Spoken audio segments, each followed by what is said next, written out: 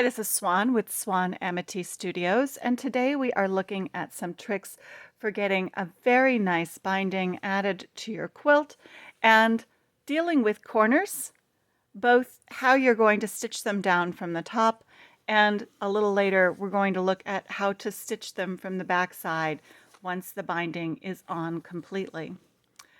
To get started, I have cut my binding at 2.5 inches wide, and I've done it on the bias. And you can see that my bias connections are done with a 1/4 inch seam and pressed open to get the flattest binding connection as we put the binding onto the quilt. After I've done the binding, putting it together with the stitch lines, I'm going to fold it in half, as you see here, and I'm going to press it in half so that my press line is giving me that fold over.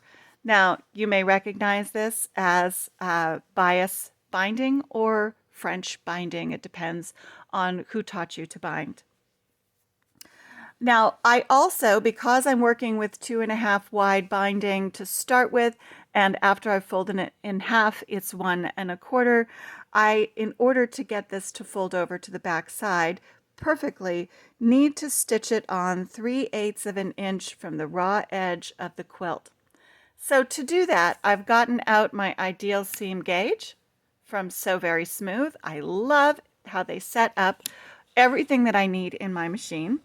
And I've set it up for the 3/8 inch marking, dropped my needle down in, and used that to set up my tape line at the side of my machine. Now you could also use your ideal seam guide, but if your walking foot is a little large like mine, that might give you some trouble as you put your binding on. So in this case, I've gone ahead and used the tape line, and in my case, I've set up about 4 layers of tape so that I have a little edge to keep track of as I go. I'm going to wear one of my Amity gloves on my left hand so that I can guide the quilt more comfortably. And I'm going to set the quilt up in the machine once again so that the raw edges are against that tape line, and drop my needle back down into the quilt. As I come up to the corner, we're going to take a measurement here. But first I'm just going to stitch, slowly guiding everything through. It's not a race. Go as fast as you are comfortable moving and no faster. When you get close to the corner, I want to turn the corner at the 3/8 inch mark so that I'll be 3/8 inch on this side as well. And to do that, I cut myself a little piece of cardboard. This is just from one of my new needle packages from Clover. And I set that piece of cardboard that's cut 3/8 inches wide right up to the edge of the quilt where I'm going to turn the corner, and take a pin and place that pin right next to the edge of the cardboard. As I come up to that pin, then that's an indicator that I'm going to turn the corner. So here we go. We're going to now stitch, guiding the quilt using that tape line, keeping our 3/8 inch nice and neat all the way up to the pin. I'm going to slow down as I come up to the pin so that I can adjust my stitch length and land right where the pin is. I'm going to pull the pin out, lift the presser foot, and turn the quilt so that now the corner is pointed directly towards me so that the quilt is on a 45-degree angle. I'm going to check to make sure the bias tape is still lined up, and I'm going to stitch with that short stitch. My machine is currently on stitch length 1, and stitch right towards the point and clip off. So now I have this little line of stitching that goes on a 45-degree angle right down to the corner.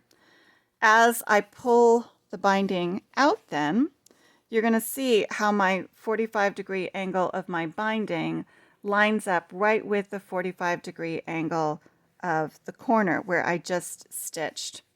I'm going to take one of my pins and pin that into place. And then I'm going to fold my binding back over itself, making sure that the fold of my binding lines up right on the edge of where my raw edge of the quilt is. And as my binding heads along the edge on the other side, raw edges line up with raw edges. And I'm going to put another pin there. We can then turn the whole quilt, lining up to go around the corner. And I'm going to start my stitching just shy of the corner. Once again, I've lined up according to that little tape line. And I'm going to keep the stitch length short for the first inch of stitching before I go back to a 2 and continue along, guiding the quilt through. And that's how we turn a corner. Now what that gives us is a nice, neat corner, so that when our corner is stitched on, you can see here we stitched up to the corner. We have our little line of 45-degree angle stitching going to the corner. And when we turn the piece over, we have this nice, neat connection. So that when we're ready to stitch our corner down, we start from the side that is on the bottom, so that as we pull everything over, see how when we pull it over, the side that was on the bottom now is on the top of our bias binding. To get the flattest corner, we want to fold that in first.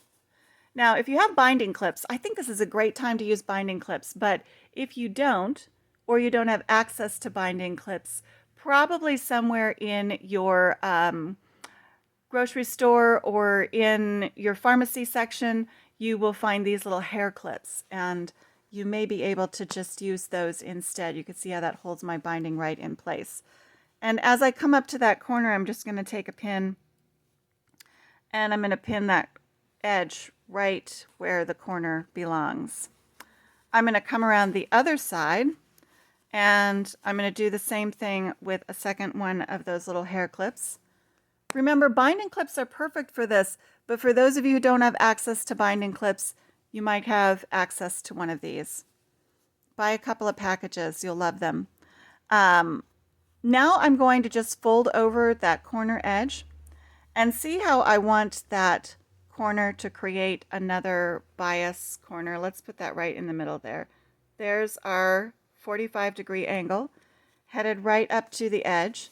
And because we stitched at 3/8 of an inch, you can see that where my binding covers up my stitches is right on the edge. So it is just going to cover the stitches. That's perfect. That's exactly what we want. And there's my second pin right in the corner, so that my corner looks great on this side, 45-degree angle, and is layered so the top side is on the other side, 45-degree angle, and that's going to give me this really nice, neat, flat binding corner that feels good in the hand and has neat seams. Go ahead and at this stage stitch down with your favorite stitching method. I'm going to use one of my blind applique stitches with a very matchy color thread, and so I'm all set up to finish that. To get nice, neat, small knots, you can see how nice and small that one is. Be sure to check out my video for how to make a quilter's knot so that you can make one this perfect as well. Thank you for watching, and be sure to make your corners just as perfect. Or use your own favorite method. Remember, there is more than one way to do everything.